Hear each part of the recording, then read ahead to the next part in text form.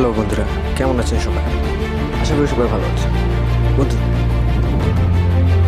জুলাই বিপ্লবে স্বৈরাচারী শেখ হাসিনার পতনের পর বাংলাদেশের সর্বস্তরের হিরো হয়ে যায় ছাত্র সমাজ। তবে এই ছাত্র সমাজের হাত ধরে যে ঘটবে এত বড় ধ্বংসযজ্ঞ তাকে আর কে জানত। দিনটি ছিল 9 ফেব্রুয়ারি 2025। ফেনী আব্দুল সালাম স্টেডিয়ামে ফেনী পাইলটের মুখোমুখি হয় পরশুরামের দল ধনীকুণ্ডা। টসে বিজয়ী পাইলট প্রথমে ফিল্ডিংয়ের সিদ্ধান্ত নেয়। ফলে ব্যাটিং দিয়ে নিজেদের যাত্রা শুরু করতে হয় ধনীকুণ্ডাকে। প্রথম 8 ওভারের ফাইনাল ম্যাচে 5 ওভারে 24 রান তুলতে সক্ষম হয় ধনীকুণ্ডা। তবে অমিত কুমার দাসের অনবদ্য 37 রান ধনীকুণ্ডাকে সাহায্য করে তাদের রানের খাতা খুলতে।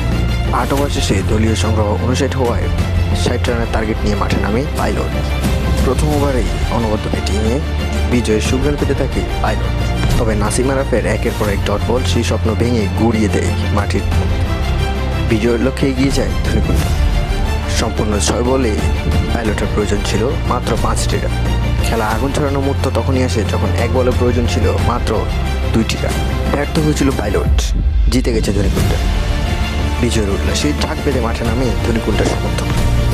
ঠিক তখনই পাইলটের সমর্থকরা ঘটায় এক অনৈতিক ঘটনা। স্টাম্প, ব্যাট এবং লাঠি নিয়ে ঝাঁপিয়ে পড়ে ধনীকুণ্ডার খেলোয়াড়দের। বারবার নিষেধাজ্ঞা সত্ত্বেও কোনো কথাই যেন কানে তুলছিল না পাইলটের খেলোয়াড়। আহত করে ধনীকুণ্ডার অনেক খেলোয়াড়দের। ছাদ বেঁধে নেমে পড়ে পাইলটের খেলোয়াড়। হাতের কাছে যাই পায় তাই নিয়ে নির্দয়ভাবে ঝাঁপিয়ে পড়ে ধনীকুণ্ডার খেলোয়াড়দের। চারিদিকে সবাই ছোটাছুটি করতে থাকে। কী অপরাধ ছিল সেই ধনীকুণ্ডার খেলোয়াড়দের? কেন বে তাদের গায়ে হাত তোলা হলো? কেন তাদেরকে নির্দয়ভাবে মারা হলো?